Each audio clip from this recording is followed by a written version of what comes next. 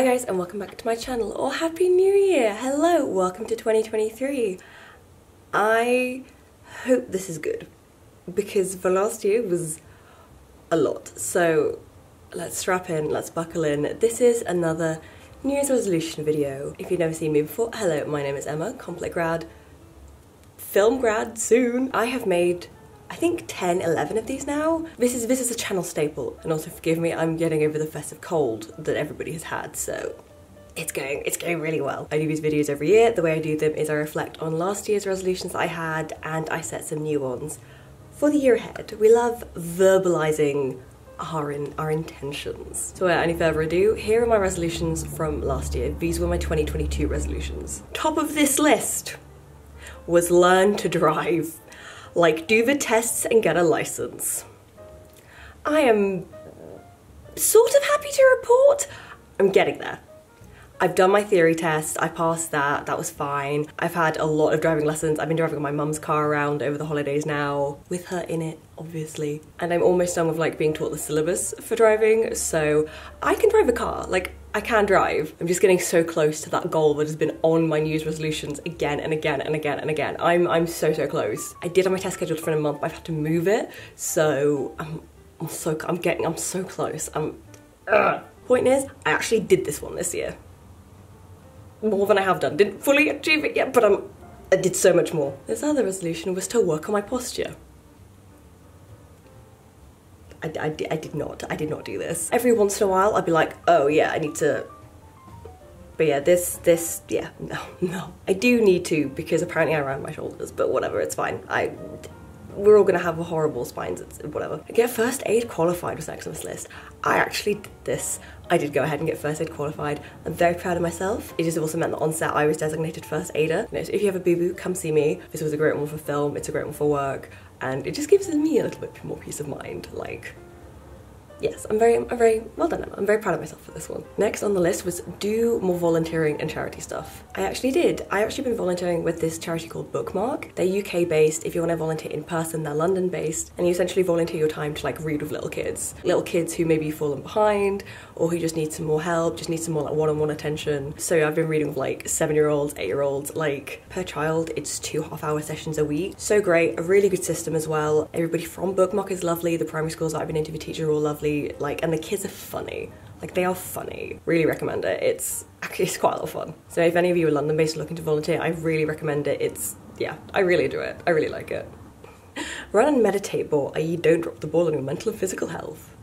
2022, I did not just drop the ball on this, I yeeted the ball so far away that you can, yeah, no, it's gone. In a big part that's because of how like 2022 was a year that, you know, I did all the grad films. I did my grad film, I did so many other people's grad films, and I almost always produce, which means that it is a lot of workload.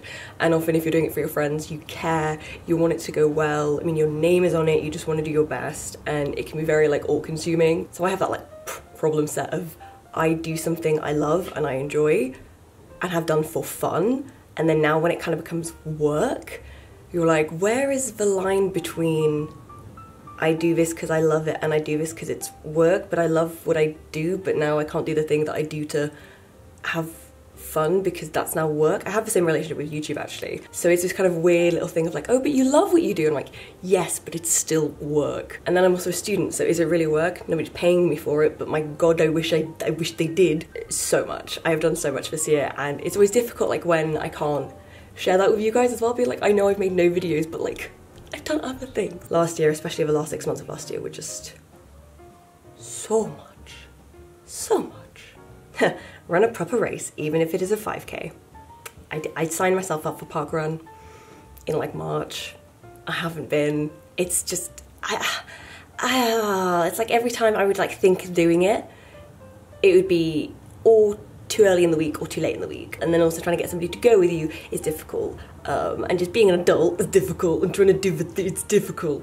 So this did not happen. No, very sad. Instead though, now however, I'm signed up for a half marathon in September, so I don't have a choice but to run again and actually do a proper race. I feel like I was being too kind and generous to myself, being like, just ease you in, and I'm like, no, Don't ease me into stuff, throw me in at the deep end, give me an impossible, terrifying deadline that I have to fucking do.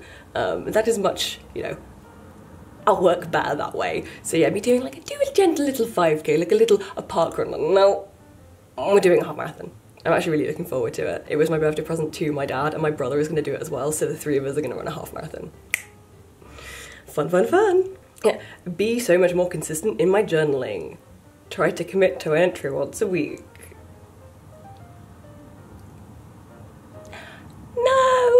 No, I didn't have time. That's just it. I didn't have time, and because there was so much stuff, there was just so much that I could write about. So this did not happen. And also, I don't know, I do this every year, and I don't do it. So at what point do I understand the request is not compatible with who I am as a person, because it would require me to change completely in order to meet said goal? However, it does say then you'll finish a diary in a year, and I've always wanted to finish an entire journal. Technically, if we're going to do this on the technicality, I did finish every single page of my bullet journal for 2022. Every single page is done. Every single page is written on. This is so overexposed. I love it. I love filming in my childhood bedroom where the lighting is terrible. So yeah, if you will allow me to discuss this on a technicality, technically I did do this one. Next on this list was getting into making cocktails. I didn't do this. Like I said, I didn't have time for anything fun, any fun activities that were not filmmaking related. So no, I did not do this one. I did, however, sign me and my friend up for a cocktail making class in January, so better late than never. To be fair, the other thing is I just don't actually drink that much. I just don't really drink enough to warrant wanting to make cocktails at home, because if I'm at home, I'd rather just have a glass of wine, a good glass of wine. So maybe I overestimated my own personality in this one. I can't win with this lighting. I never could, so I never know why I film here, but I have for many, many years. I'm only filming here again because this is gonna be the last video filmed here. So I just had to complete the set, you know? 10 years, I had to complete the set. The last one on this list was to do more self-portraits. Yeah, like film my outfits, take better Instagrams just because you want to and because you can. I didn't do this, and I don't really know why. I think part of it is because whenever I'm wearing a cute outfit, I'm leaving for somewhere, and I'm usually being me in a rush, so I don't have time to stop and take photos of myself, so. It was a nice idea. Again, it requires me to not be the kind of person who's always thinking about something else, most often in a rush, especially when I'm about to leave the house and do look cute, so. This did not turn out to be a priority for me in the way that I thought it would a year ago, so. That's why doing these lists and reflecting on them is pretty interesting, because why was that a New Year's resolution, Emma? You made it a New Year's resolution and that's probably why you forgot about it. The ambition was really there, but it just did not fully go as I thought I would. Because some of these would have required me a year ago to wake up and be a completely different person in order to do them. But you know, I gotta commend myself on the ambition, shall we say. Right, now, my resolutions for 2023.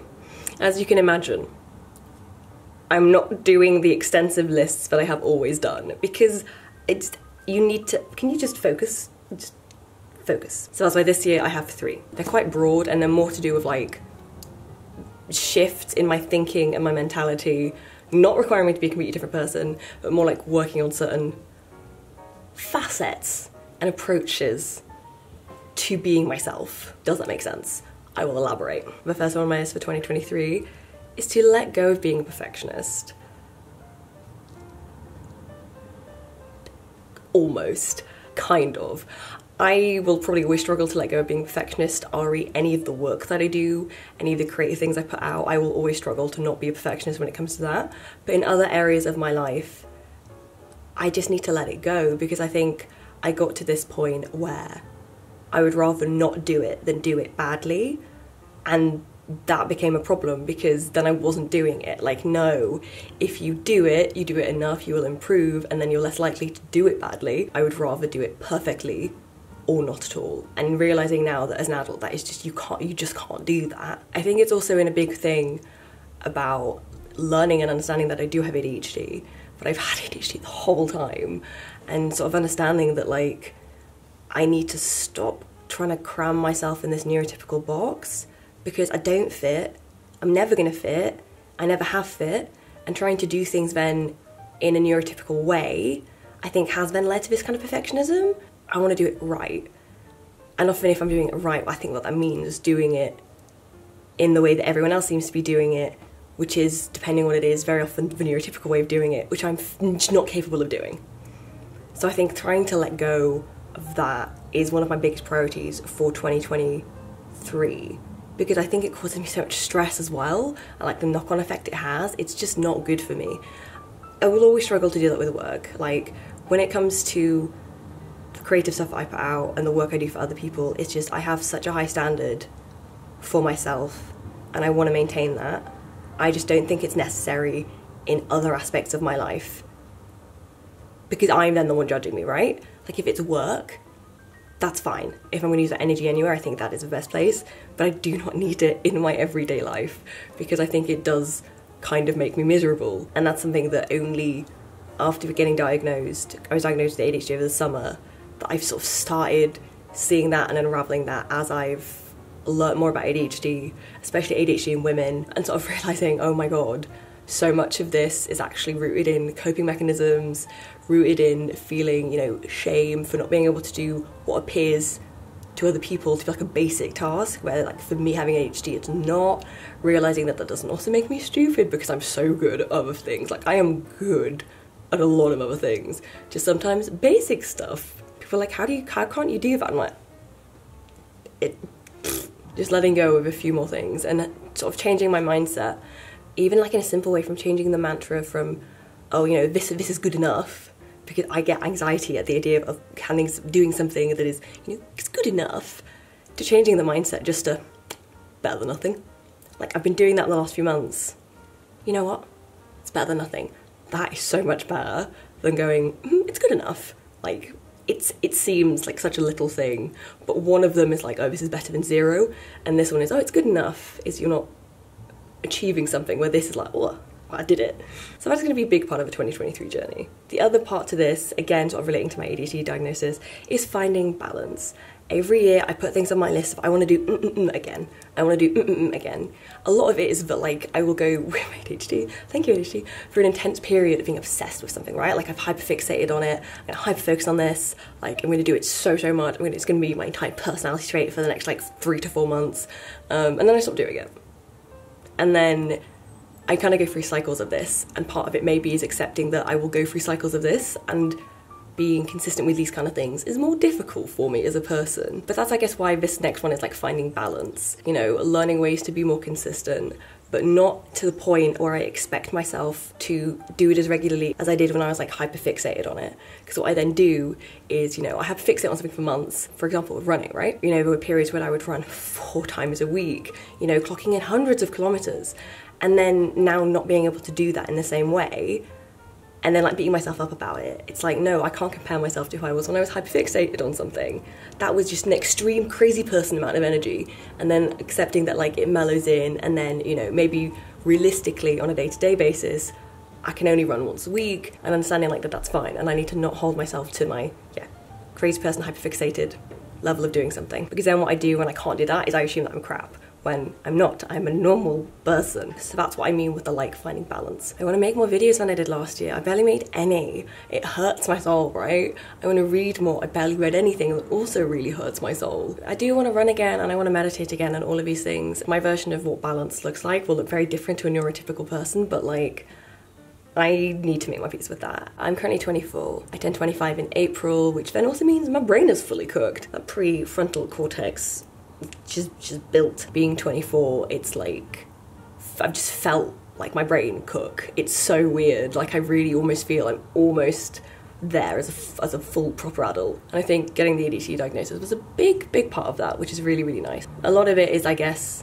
figuring out how it impacts my life, how it makes things difficult more than anything, and learning like the ways that you can work around that and the things that don't work for me. I've explained it as like renovating. I feel like I'm renovating my like little Emma house, understanding that like, okay, this room, it's a kitchen, right? It was a kitchen before, I'll renovate it, it'll be a kitchen again, but I'm ripping the whole thing out and putting in something new. It's still gonna be a kitchen, but my appliances are a bit more efficient, effective, they're organised in a much more friendly way. It's a nicer kitchen and I'll just use it more. Like that's kind of what I'm doing in my own brain and understanding this. And I think the idea of finding balance is also because I gave so much to the work that I did this year. I think it kind of eroded the other bits of who I am. I love film, I love filmmaking, I always have, I apparently clearly always will, but like that doesn't need to mean that it becomes the entirety of who I am, and sort of understanding now, you know, those other things outside of that that are still very important to who I am as a person. It's kind of funny because I was basically a discussion I was having with a friend recently. We signed ourselves up for wine tasting courses, like to learn how to do it properly, because she was saying that she wants more things outside of her work. And you know, being like early 20s, we've still been like throwing so much into it, so much of our like self-worth, identity into finally getting a job and then, you know, doing it and getting those first few roles and different promotions and stuff. So I think now is a bit as we become fully cooked adults that we're like, hang on, let's not go full American. I don't want my work to be my entire personality. So yeah, hobbies. And the last resolution I have is to brace myself. Like I said at the beginning, I'm almost a graduate, almost finished my MA. But what that means is I kind of feel like I'm running out of road. I've got to the end of my 5-year plan. I don't know what's next.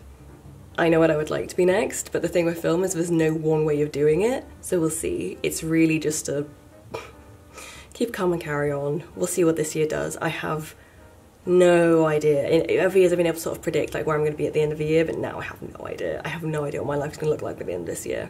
It's both terrifying and thrilling, so we will see. I'm just assuming that I'm going to have that year that so many people do, like you finish your degree and then it's this like weird year of like applying for things, getting rejected from things, not hearing back from things, applying to schemes, all of that kind of stuff, just to try and, you know, lodge that foot in the door. And it's so fun when you've done like an entire master's degree specified towards a thing, but you know, that gives you no guarantee, and that is so stressful, knowing that some people who have done my master's degree does not mean they'll go into filmmaking, which is, yeah, wild for some people who are already doing jobs that are completely unrelated. So we'll see. I just need to, it'll be fine. This is just one of those years, and it's scary how much of it is up to luck. So to go full Seneca, luck is when preparation meets opportunity, so that's how I'm gonna tempt fate a little bit, but yeah, I need to brace myself for this. But yeah, there we go. Those are all of my resolutions from last year. These are my resolutions for this year, just to I think that's the best representation of what I need to do this year. I just need to let me know if you have any resolutions similar to mine, what you guys are doing this year. Hold yourselves accountable in the comments. We love to see it. I'm also so nosy. I love hearing other people's resolutions. For the last like 2 weeks before the end of the year, I'm always messaging my friends being like, yeah, but what are you guys doing though? I'm nosy, tell me. Have a very, very happy 2023. Like, subscribe and all that jazz, and I will see you hopefully very, very soon. Goodbye.